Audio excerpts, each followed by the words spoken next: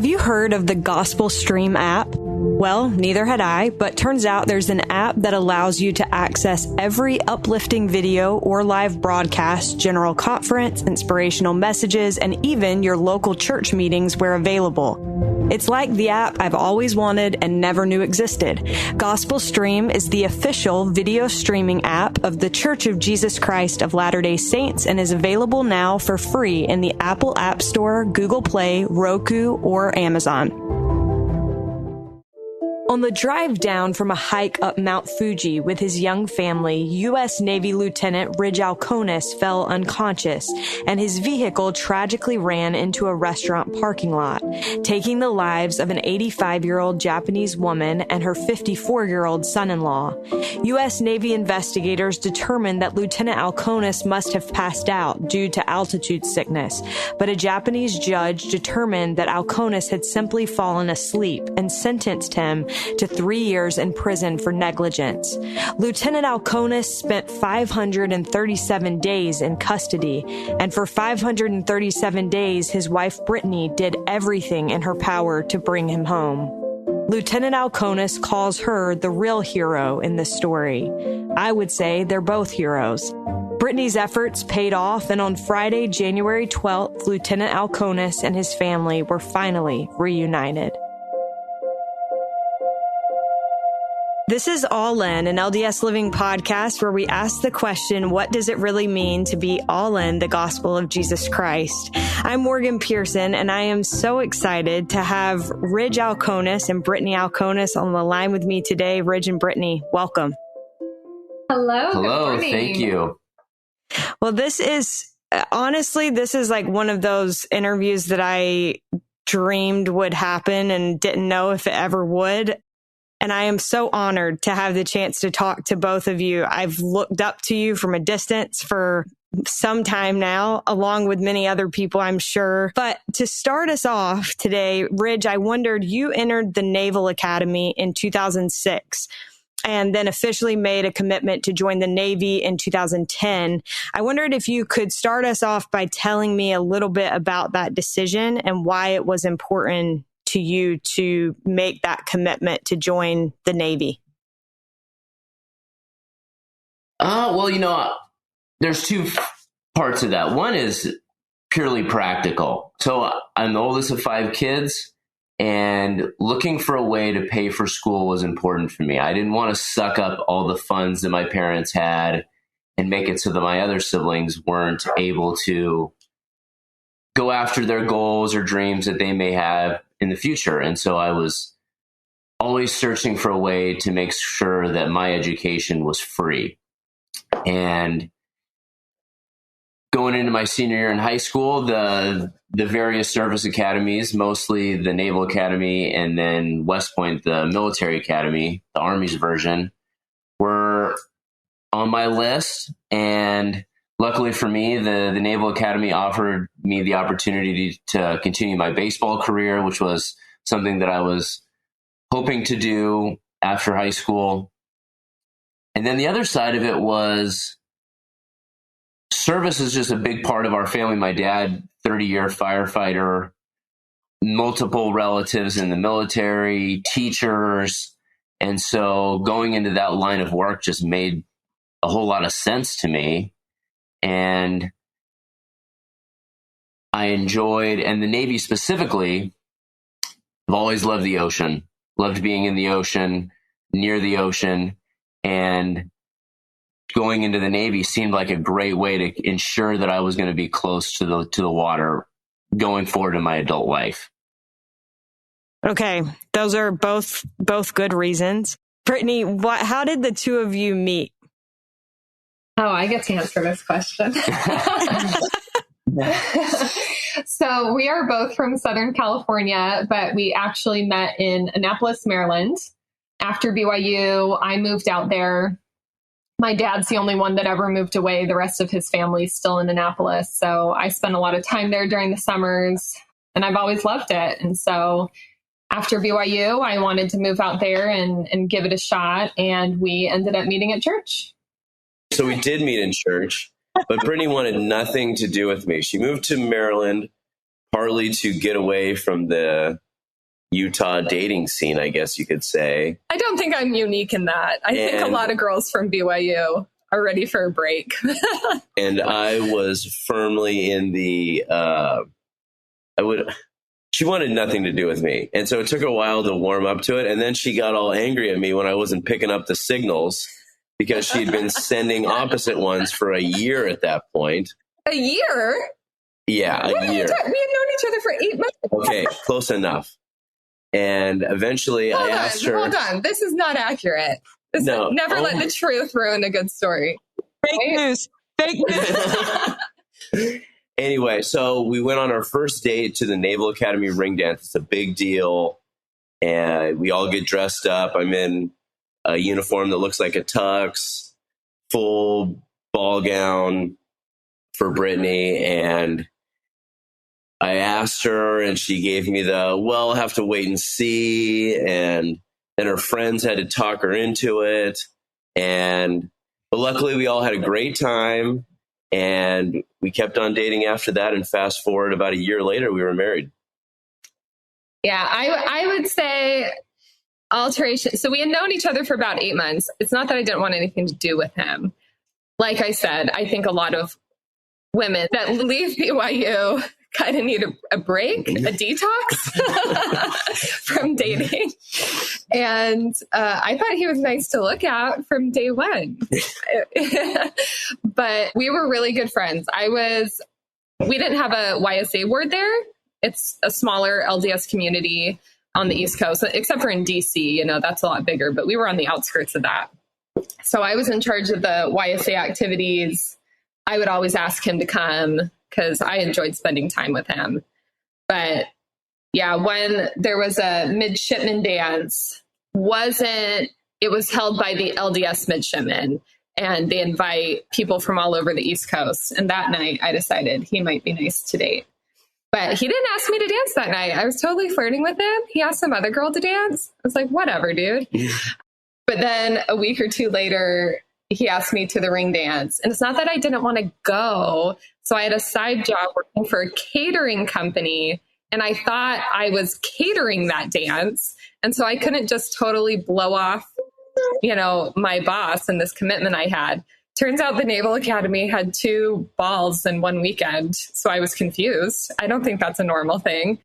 And I was working the other one. So it all worked out. And he looked so handsome. You weren't catering. You were catering the other dance. I did. I catered the other dance. He was the best looking one of both dances, I will say. Oh. And he bought me crab cakes that night.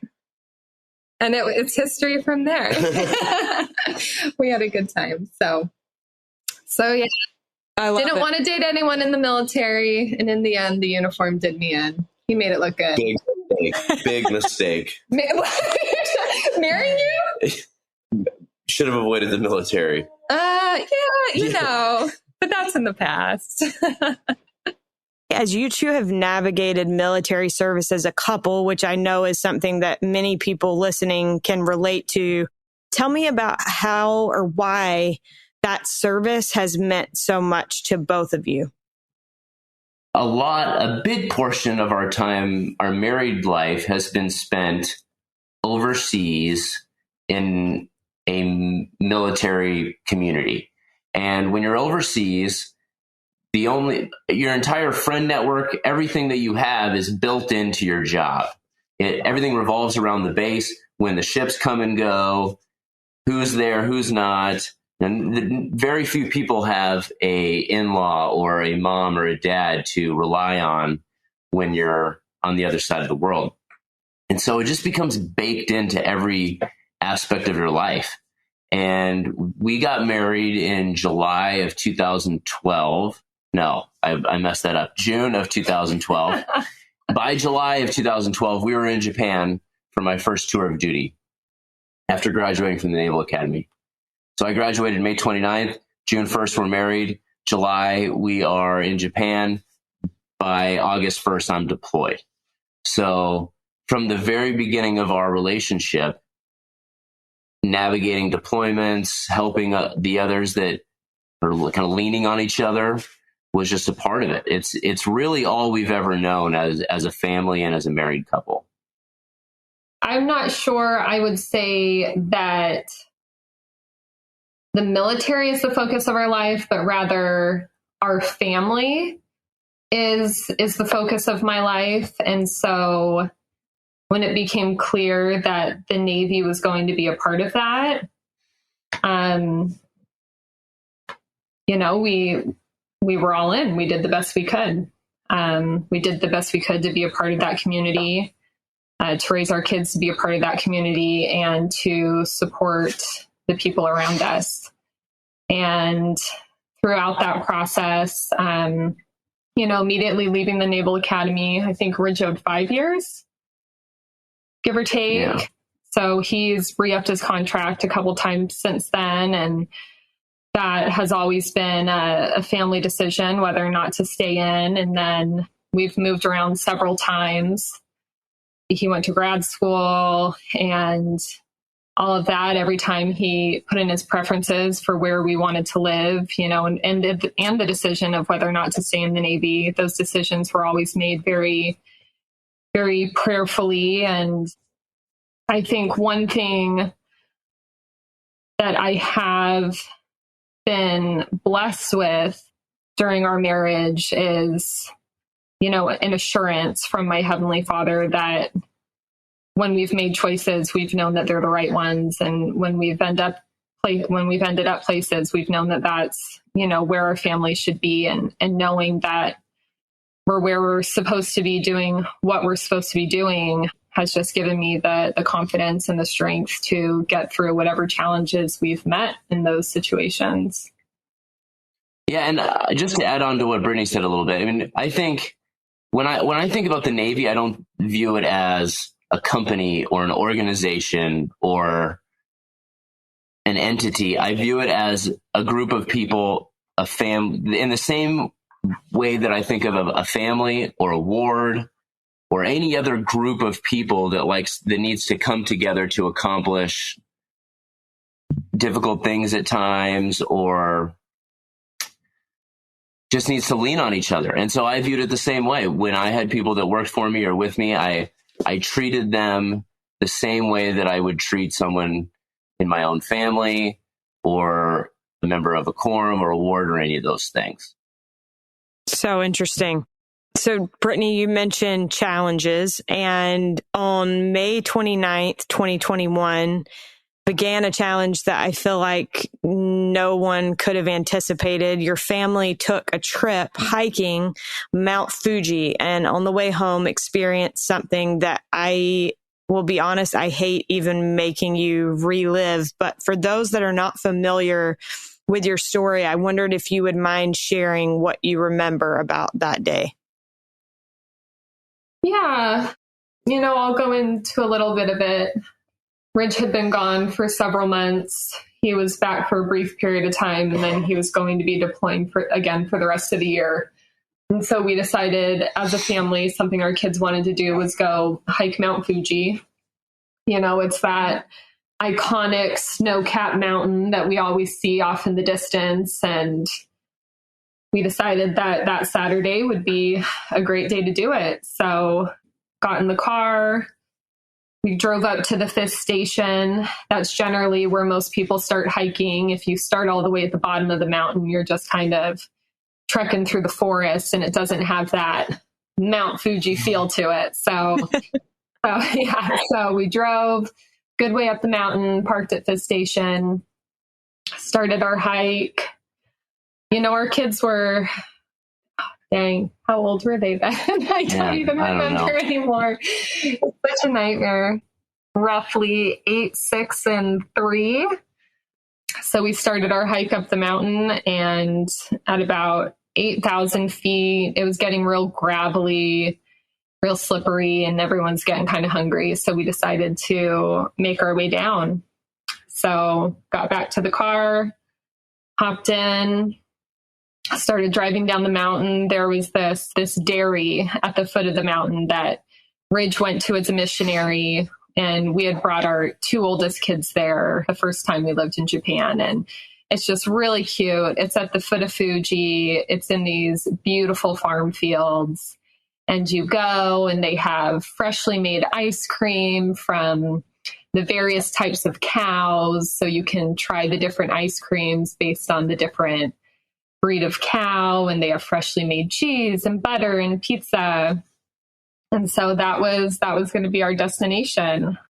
It's a very steep drive up the mountain with a lot of switchbacks, and we had been in the car for some time. I think we were only 6 or 7 minutes away from lunch, and I don't remember what I was doing. I may have been looking at a flyer of some sort or my phone. And Ridge said, you got to stop doing that or you're going to be too sick by the time we get to lunch.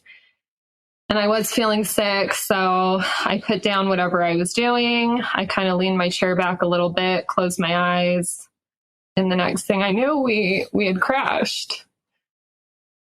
That was the start of an over 2.5 year political and legal nightmare.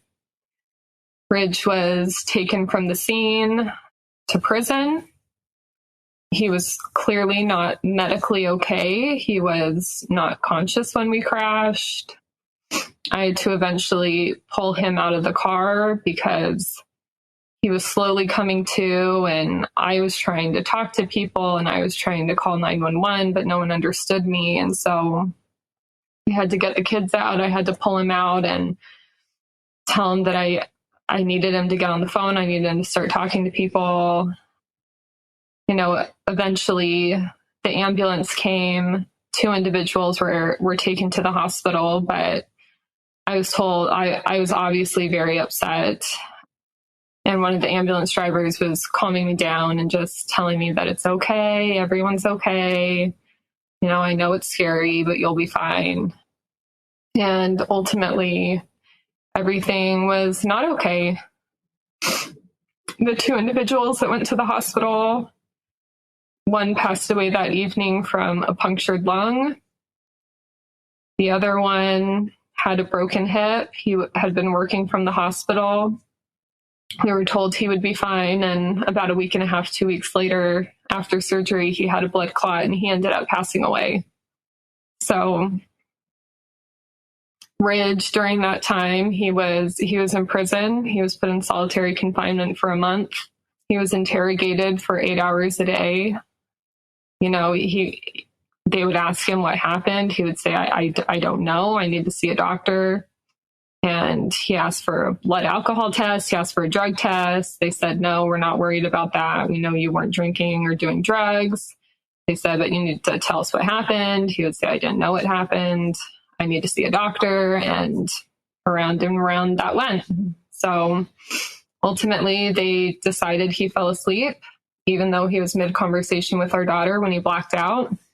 And even though the crash didn't wake him up, nothing about what happened indicated that he did fall asleep, but that's what they decided. And it is a hostage justice system with, research shows anywhere from 99.5 to 99.9% conviction rate. And when they decide you're guilty, you're guilty. So he was sentenced to 3 years in prison after about a year-long legal battle. And that's kind of when my political battle started, was when he went to prison the following year. Brittany, let's talk about that for just a second, because I think that you were and have been, continued to be, just like absolutely magnificent in terms of crusading for your husband, taking care of your kids, and just being a rock star through the whole thing. Obviously, I was watching from a distance, and I'm sure it was far harder than anybody has any idea. But I wondered, we talk a lot in the church about the worth of a soul. And certainly we could say that Ridge's story is both a testament to that principle and also could be used as like a counter, because certainly there could have been more help in that department. But I wondered what you both have learned through this experience about the worth of a soul. So I think Ridge knows I love him, so I'm just going to say it. But it wasn't about him. From day one, it was not just about him. And so while things were hard for us, while they were bad, I knew that Ridge would be okay. I knew that I would eventually be okay. I knew our children will eventually be okay. And that word obviously has a broad spectrum of meanings, but, when all is said and done 20 years from now, as a family, I knew that we would be able to recover from this. But when we talk about the Navy family, and I'm going to speak for you for a second and you can cut in. But Ridge, he didn't go to work for the president. He didn't go to work for the Secretary of Defense. He went to work because of his sailors. He was incredibly fortunate to work with some incredible people. And he would come home and he would tell me their stories, and they were inspiring. They were absolutely inspiring. And you saw these people that grew up in some really harsh circumstances, and they came to the military to make something of themselves. They had to make the decision that park bench was too cold and they were sick of being cold. And so they were going to join the Navy so they can make a life for themselves. And so many of those people that I saw, if they found themselves in a situation like Ridge's, they would not be as fortunate. They would not have the familial support that he had. They would not have had the public support that he had. We had this crazy idea that one day we were going to be adults and buy a house. And so we had worked really hard for a decade to save money. So we had money to, even with that, we had to raise roughly $600,000 to help pay the settlement. But it would have been so much worse had we not had this money saved up. And so for as many bad things that happened, and as many times I was told this is unprecedented, like all the bad things were unprecedented, for as many times as bad things happened, we had things happening in our favor as well. And it made me so angry that while Ridge may be the first person that it's been this bad for, he's not going to be the last. And so lasting changes needed to be made. And so I don't know. That's why this fight isn't over. Like, he's home, but there's still a lot of changes that need to be made. And it's because I believe that every soul does have worth. And I don't believe that I have to figure out how to say this without getting too political, but our service members, they're not poker chips that can just be tossed away.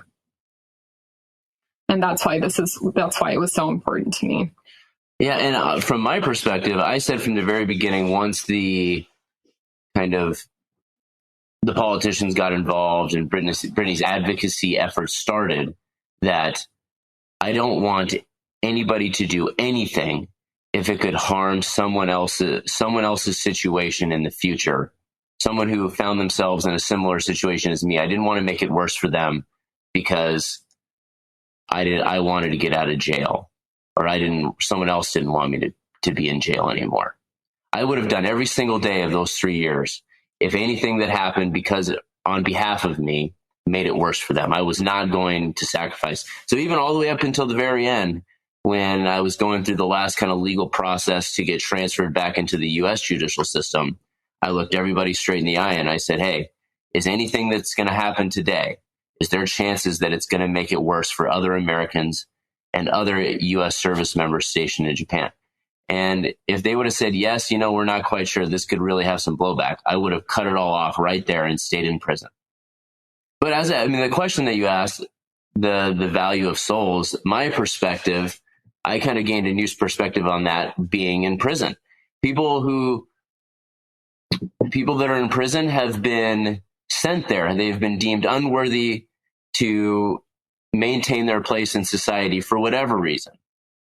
And, I did a lot of soul searching in terms of, or not soul searching, that's the wrong way to put it, but just, I wanted to understand my place inside a geographical area that I never thought I'd find myself in.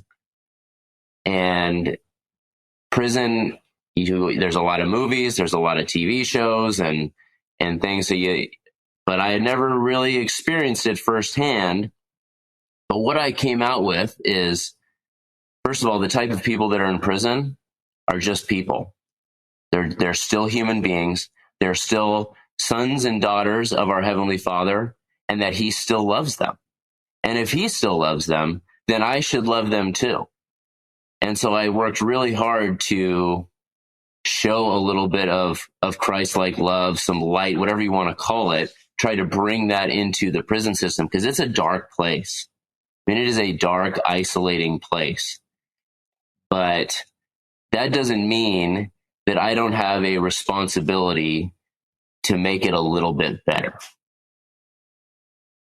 Okay, so I want to touch on that really quick. I watched an interview that you did right after you got home, and I can't remember if it was with CNN or with Fox News, but in one of those two interviews, you talked about how you were determined that you didn't want the time that was spent in prison to feel like it was wasted time. And so you got a job in the prison and you learned a skill. Can you tell listeners a little bit about that? Yeah. Okay. Well, first of all, my sentence was imprisonment without forced labor. Everyone else in my prison had a sentence that forced them to do hard labor. I could opt into it. If I did not opt into it, then my option was to be in solitary confinement for the duration of my sentence. So my options of work or no work, it was a very easy choice. Being in a 5x10 cell for days and for 500 some days in a row would have been rough. So yeah, you're like, get me out of here. Yeah, exactly. So anything to get out of the cell was motivation to work. And I enjoy working in general. So when they put you through this processing and once you get there, and part of it is, if you want to work, what kind of jobs are you interested in? The prison that I was at, the main job there it's a soap factory. They make laundry soap for various entities, the other prisons in Japan. And so a good chunk of the people end up working there. But I asked, hey, if there's a way, I'll work in the kitchen. I'll work as the landscapers and kind of the maintenance crew, whatever you want. I want to be on my feet. I'd like to be as active as possible, but I want to work. And luckily for me, I was put in the tailor shop, which, talk about tender mercy. There is no other job that I could have gotten in the prison system or in my prison that would have allowed me to learn such a valuable and applicable skill to my life outside of being in prison. So I started making prison clothes. I started real basic, making linens, sheets, pillowcases, things like that, and eventually graduated all the way up to making shirts, pants, everything that the prisoners wear. And I focused so hard on, every day when I showed up, I wanted to get good at what I was doing. I didn't want to just throw these things together. I wanted to be capable. And a large part of it is, so at the time, the relief society president over my ward, or at least at the time of the accident, was Katie Corbin, who's been on your show. And so I knew that it was possible. You knew that sewing is a cool thing because Katie made it cool. Exactly. Katie made it cool. And when you're in her ward, you get to see her skills on display every Sunday. And so I knew you could do it yourself. You could teach yourself to do it. And so I thought, hey, here I am. I'm not having to pay for these materials. I've got a sewing machine that I get to stand in front of for 8 hours a day. I should really make sure that this sticks. And so I worked hard at it, and I asked Brittany for sewing books. I was very limited on what I was allowed to sew and how I was allowed to sew it. But I would read these books when I would get back in my cell in the evenings. Okay, are there new stitches that I can learn, or new ways to sew on a pocket or a waistband? And I was always looking to kind of develop my skills. And I had a notebook that I would keep on the different techniques I wanted to learn or try, what kind of clothes that I would like to make. And I'm still excited about it today. Last night I made my first necktie. That was like a big win. when I first met my lawyers that had been working so hard for me, once I had come home, I wanted to show them a little bit of something of what I had, a skill I had developed while they were working for me. And so I went and got some red corduroy from the store, and I made myself a pair of pants so that when I met my lawyers for the first time, I could do it in a pair of pants that I made for myself. And yeah, and that's a tangible thing that I can walk away and say, hey, that it's not all bad. So Brittany's got your tie. That's cool. My big question right now is, when are you and Katie going to do a collab? Yeah. Can we make that happen? Her stuff. We'll see if she'll allow me to do that. I wouldn't if I was her. That's for sure. It can be a private collection. Yeah. I think it's a good idea. Yeah, I do too. I mean, I love Katie's stuff, and she was great to us. Who needs color more than a prison? Right? Ain't that the truth? I really wanted something tangible to walk away saying, look, this is what I learned. I am now better because I can do this. And you know what? I learned how to do it while I was in prison. We went to the fabric district this past weekend in Los Angeles, and all the kids picked out fabric. So they're excited for some daddy-made nightgowns and shorts and all sorts of fun stuff. Amazing. Well, I'm excited to see. You're going to have to post pictures or something.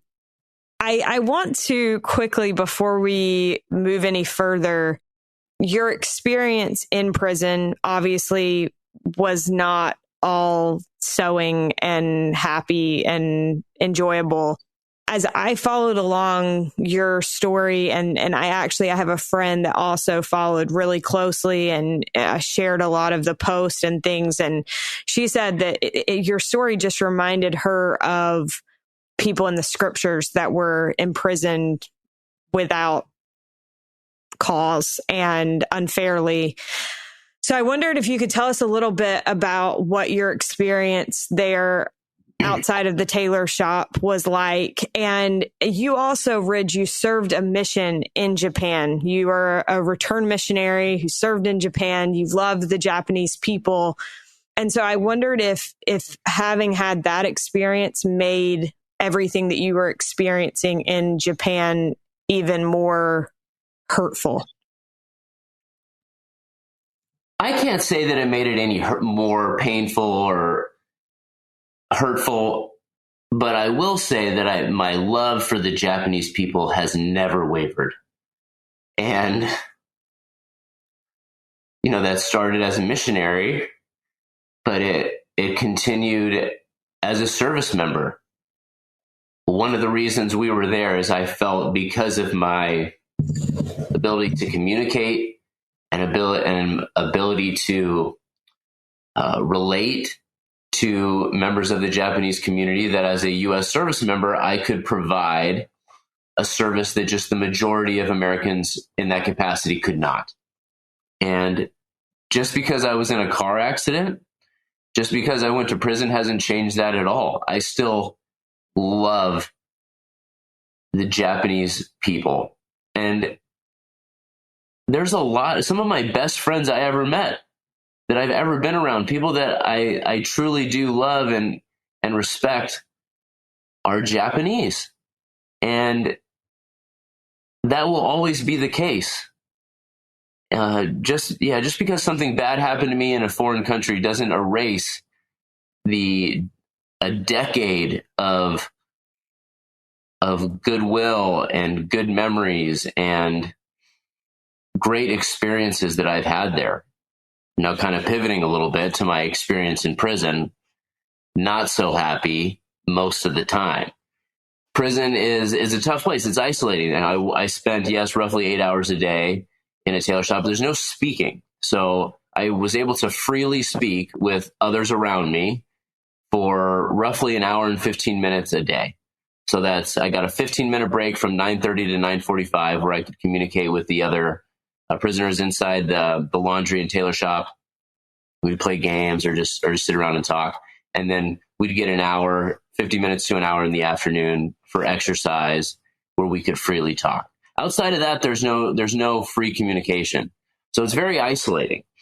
and you spend a lot of time in your cell, weekends, holidays, all in your cell all day. I probably did close to 200 days total. Oh, the COVID lockdown. Yeah, the COVID lockdown. Yeah, probably 200 days ish of my 500 and something days in a cell by myself. So that's the main. I was physically okay. I think a lot of people think about prison as, oh, you're physically in danger all the time. I never felt that in Japanese prison. But the isolation and the always having someone watching you is mentally taxing. And that was difficult. I had to figure out ways to overcome that. I joke with a lot of my Navy friends that, hey, being on a deployment on a Navy ship and being in prison, there's a lot of similarities and a lot of ways that my military training prepped me for what I went through in prison.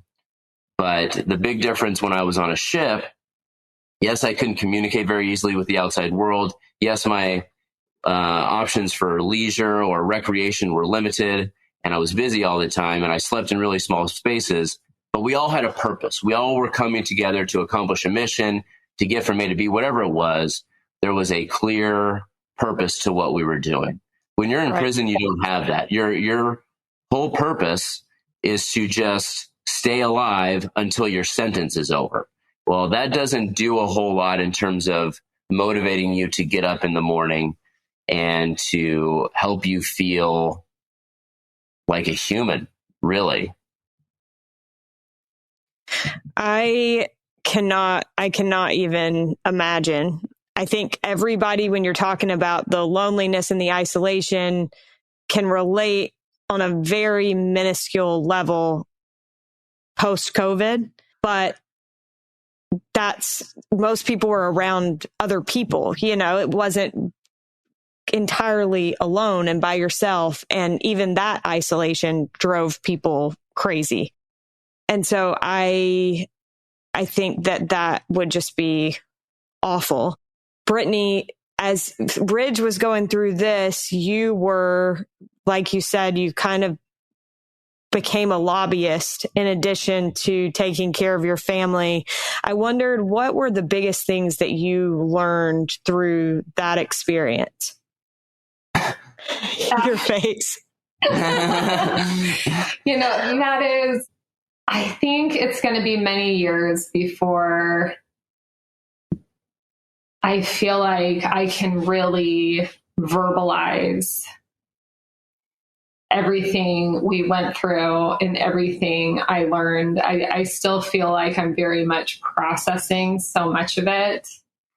On the more spiritual side of things, a lot of people said to me throughout this process, everything happens for a reason, or you're a currant bush and God's pruning you. And the fact of the matter is, I don't believe that. And not only that, I believe that statements like that are contrary to the gospel. They are contrary to the plan of salvation. And they are contrary, the plan of salvation, the plan of happiness, it's all about free agency. And so if everything happened for a reason, that means that God's up there playing puppeteer, right? And if that's the case, why are we here? What are we doing? Sometimes things just happen. And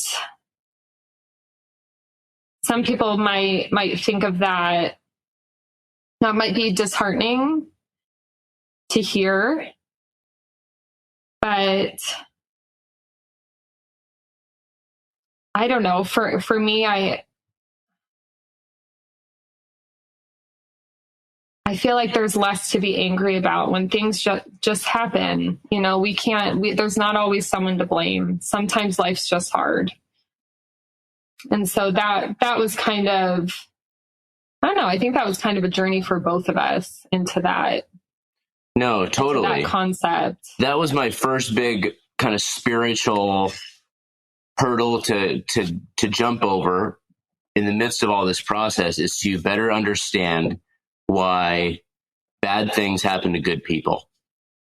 Because right now, testimony meetings, first Sunday of every month, became extremely difficult for me to go to the point where I almost gave up going, because it was so hard to sit there and listen to the kind of structure of, I'm struggling with something or something bad happened. I prayed really hard, or maybe I fasted and then something good happened. And here I am in the middle of not seeing that, even from the beginning stages, thousands of people coming together in prayer and fasting. And I felt like I was really trying to everything that I could to access the powers of heaven. But what we were hoping for wasn't occurring. And I had to figure out a way to believe that God existed and that he still loved me, while understanding the reality of my situation. And so we did a lot of pondering and reading and trying to come to grips with that, because that's not the easy answer. The easy answer is you're really, really good. God takes care of you. But you pray enough, you fast enough, the blessing comes. Yes. But that's not always, Nephi's bow breaks and they all start starving. Joseph gets thrown in prison for just trying to be nice to Potiphar and his wife. Paul ends up in jail countless times. We can go on and on, but this is not, there is no guarantee in the scriptures that say, if you are really, really righteous, nothing bad is going to happen to you. But we don't talk about that enough. And so we did a lot of searching on that topic. Well, I think that's spot on. Years ago, I interviewed a lady who was a professor at Duke Divinity School, and her name's Kate Bowler. She wrote this book, Everything Happens for a Reason and Other Lies I've Loved. And I have thought about that so many times since then. And I think one thing, and I feel like we've kind of already touched on this in this interview, but maybe this further draws it out. I think things do just happen to us and we choose to give them purpose. So like Ridge, you in the Tailor shop, like that was like finding some little amount of purpose to give to the experience that you were having. I don't know that everything happens for a reason, that like God appoints that reason, but I think we can choose to give our experiences purpose. And I agree that sometimes things that are said, and I think Kate Bowler does a great job in that book of highlighting the fact that like sometimes the best thing you can do is just sit with somebody in the middle of a hard experience. You both have made covenants to one another and to God. And ironically, I think this episode will come out on Valentine's Day. And I think that is very appropriate because the two of you are just like the best, cutest, sweetest love story. And so I wondered, what role did covenants play in supporting and sustaining you both through this experience? Yeah, I think the covenants that you make in the temple are eternal. There's no takebacks. There's no do-overs. And I think that firmness, that all-encompassing knowledge that, hey, if I'm gonna believe what I believe, if I'm really going to be a follower of Jesus Christ, then I need to do it all the time and in all ways and in all things and in all places. And for me in prison, that meant living a gospel-centered life in a place where a lot of the tools and techniques that are put in place didn't exist.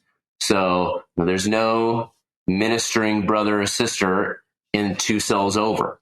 And there's no bishop to come that you can call or someone to give you a blessing, or you have to find new ways to do it. And I needed to do that partly because of the covenants that I made to my family. They deserve a father, a husband, when this was all over, that was just as capable as the day before the accident occurred. I had to be at least that good, hopefully better.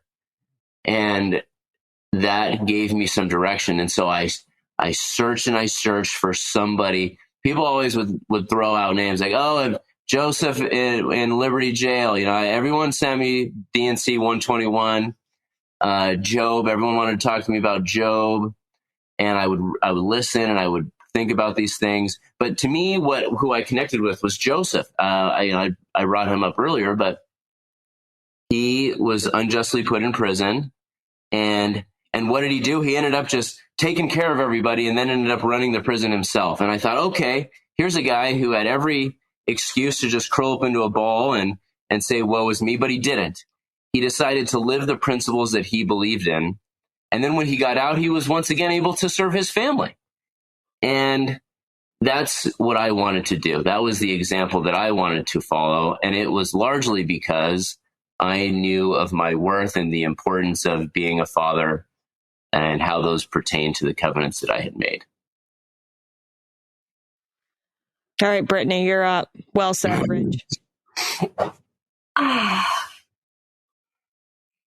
My covenants are important to me, but I think I'm struggling to correlate their importance to me and how I handled the situation. I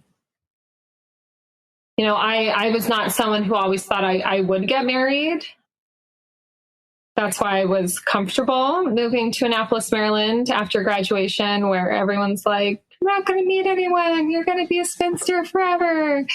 That was okay for me. And then when I met Ridge, I realized that if it was ever going to work with anyone, it was going to be with him. And so from the moment I've made that decision, it has been an eternal decision, and I am committed to that. However, I also have the benefit of being in a relationship where I love and respect the person that I'm with, and I feel loved and respected by them. And so I think, that makes it very easy for me. And I know I'm very fortunate to be able to say that it is easy for me to honor those covenants when I'm in a relationship like that. But I think, my love for him, for my family, it's eternal. And so whether he was in prison for 3 years, 5 years, 10 years, I was going to be there when he got out. And I don't know, people would say to me a lot, if it was my wife, she would have left me in there. I don't think that's true. I think people don't know what they're capable of until they're thrust into the situation. But I would say that probably is true. It probably is true that people don't know what they're capable of. But I do think, Brittany, you really took it to another level, and you should give yourself props for that. I wanted to touch on something that we haven't touched on yet. Unfortunately, from what I understand, despite Ridge, your continued efforts to apologize, to try to make recompense for what happened, that family has chosen to this point in time not to offer forgiveness. And I am trying to think if that's the best way of saying this, but I would imagine that because of that, you've thought a lot about forgiveness and its value and what it means. I wondered what the two of you have learned about forgiveness. Yeah, the folks that were affected by my accident, in terms of loss of life in their family, I feel for them. I grieve for them all the time, and I want to be there for them in any capacity that eases their burden of grief, of pain, whatever is necessary. I want to do that for them. And yes, forgiveness has I'm not going to tell them when or how or if ever to forgive me. That's their decision, and I don't even think about it. All I want is to help make their life just a little bit better, a little bit easier. And yeah, I don't have any negative feelings towards anybody who has not forgiven me. I'll put it that way. In terms of how I view forgiveness as a whole, being in prison is an interesting place. Everybody there either ran out of second chances or never got one. And I think of all the times I'd seen other people make various mistakes in their life, myself included, and what the power of forgiveness, what it can do in people's lives. And I thought all the time about Jesus's counsel of, he is without sin, casteth the first stone. You know, he taught us right away that, hey, none of us are perfect. We're here to love one another. We're here to support one another. And in a lot of cases, the first step of that is forgiveness. Now, those are Christian beliefs. And so as I was wrangling my own feelings towards forgiveness, I was doing it through that lens, whereas I was in an environment, in a culture where a lot of those teachings are not in place. And so I was trying to figure out how to weave my own beliefs and come to terms with how, another group of people may see things.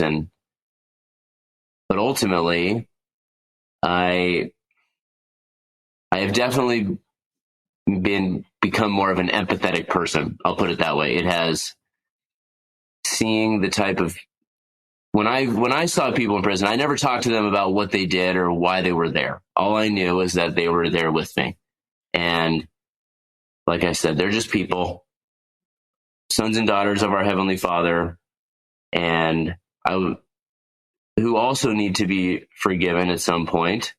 And I can't do that in a legal way, but I could give them forgiveness in a way that allowed them to feel a little bit more human and not so much just like an animal. You mentioned wrangling with emotions. I would imagine that the two of you have experienced probably about the widest range of emotions humanly possible over the past few years. I wondered, before we get to our last question, what have you learned about God's understanding of that wide range of emotions, maybe like his allowance of a wide range of emotions in the midst of this experience? Yeah, I'll start. Is that okay? Yeah. Yeah. So one of the neat things that I got to experience while I was in prison is that people sent me all kinds of cool stuff to read because it was the only thing that I could do. So I read all types of different books. People would send me their Sunday sacrament talks, all kinds of cool stuff. And one of the first things that I got was from my brother-in-law, big shout out to Kirk, talking about one of the unique aspects of Jesus Christ is that he was both 100% human and 100% divine. And he not only understood our emotions, our struggles as a kind of overarching father to small child like manner, but he felt them personally. He knew exactly what it felt like. And I'm sure other people listening, you too, Morgan, have been able to talk with someone who has experienced something very similar to a struggle that you've had in your life, and that instant connection that you develop with someone is unique and powerful. And I firmly believe, more than I ever had before, that Jesus Christ can do that for all of us. So I have experienced a lot of emotions throughout this process. I mean, just disbelief, betrayal, anger, fear, unbelievable grief. And, my children have been beside me through every step of the way.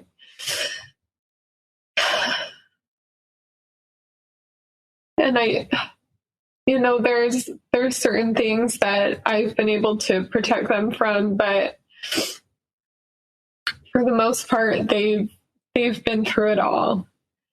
And despite all that, they have been able to love and forgive, become more compassionate towards others that they see at school, become more compassionate toward each other, more patient toward each other, toward me. If you had asked me a few years ago, I would have told you that a situation like this could tear a family apart, but they've really showed me how to love, and how to love in spite of everything else.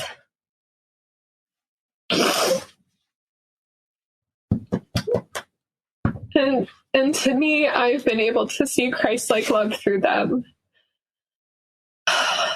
And, that's helped me in my forgiveness process. Thank you both so much for taking the time to talk to me. My last question for you is, what does it mean to you to be all in the gospel of Jesus Christ? I mean, you ask every single person that you do this with the same question, so you know it's coming. And while I was in prison, I said a lot of people sent me things to read, one of which was your book. And I read every single word of it, and I just devoured people's answers to this question.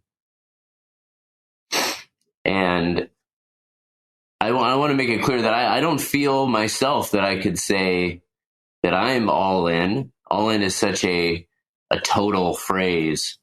And I wish I could. I wish I could say that I'm 100% committed 100% of the time. So, and then I started thinking, oh, well, what if Morgan asked me that question? I never thought that I would do this, but I thought, well, what I'd answer. I think it's an important, and so it kept my mind going. And so for weeks, really, I would sit there and I would ponder this question, and I wanted to be able to say it in one sentence that was easily digestible. And it kind of haunted me because I never was able to do it. But now you have to. I know, but now I have to, right? It doesn't have to be in just one phrase, but if you want it to be. Yeah. But so then I pivoted and I said, what does being all in look like? What can I emulate? Or what can I use to help describe it? And in my scriptures, while I was in prison, I had one of my bookmarks permanently on the story of Shadrach, Meshach, and Abednego, who I think are the epitome of being all in on the gospel.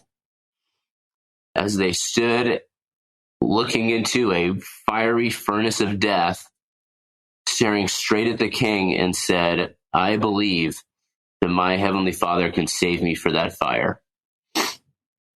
But even if he doesn't, I'm willing to go down a believer. And that's what it means to me, to even staring at the most daring, difficult situations, trials, whatever it is, that you're willing to do it with Heavenly Father and Jesus Christ by your side, no matter what. Thank you so much, Ridge. Brittany? I think an important thing to remember is that, while we were on one collective journey as a family, Ridge and I walked two extremely different paths. He was in prison for 18 months. For 17 months of that, he was only allowed to talk to people for an hour a day, Monday through Friday. And so he had time. I'm not saying that time was easy, but, he read 192 books in prison. He had time to think. He had time to contemplate his feelings and his thoughts. And I didn't have that. The kids and I were on a very different journey. Waking up every morning was survival. It was trying to ensure that every day my kids felt loved and they felt safe. It was fighting. Every day was a fight. It could change hour by hour. But, getting Ridge out of prison, that was beyond a full-time job.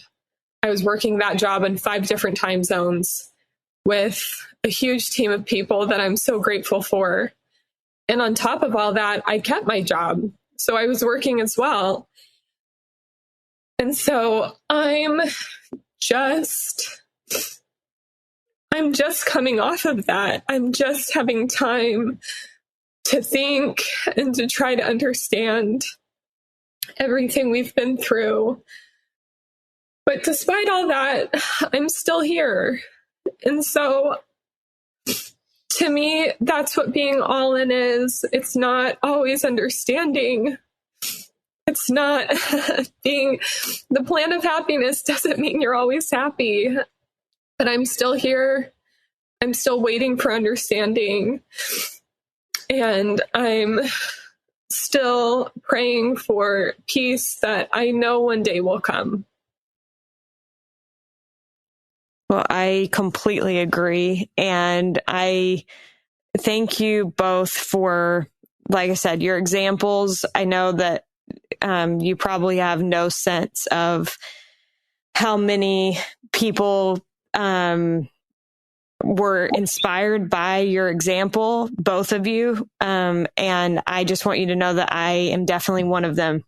And so thank you so much for taking the time to talk with me and for sharing your experiences and your thoughts. They're so valuable and so helpful. So thank you. Thank you so much. Yeah, and thanks for giving us an opportunity. I mean, these things have been stuck in my head as I pondered them for so long. I appreciate the opportunity to say it out loud. Huge thanks to Ridge and Brittany Alkonis for sharing their story on this week's episode. I was so honored to have the opportunity to learn from them, and I hope that this episode has reminded you of the essence of the love we celebrate each Valentine's Day. You can read Ridge's story and learn more by visiting bringridgehome.org. Big thanks to Derek Campbell of Mix It 6 Studios for his help with this episode, and thank you so much for listening.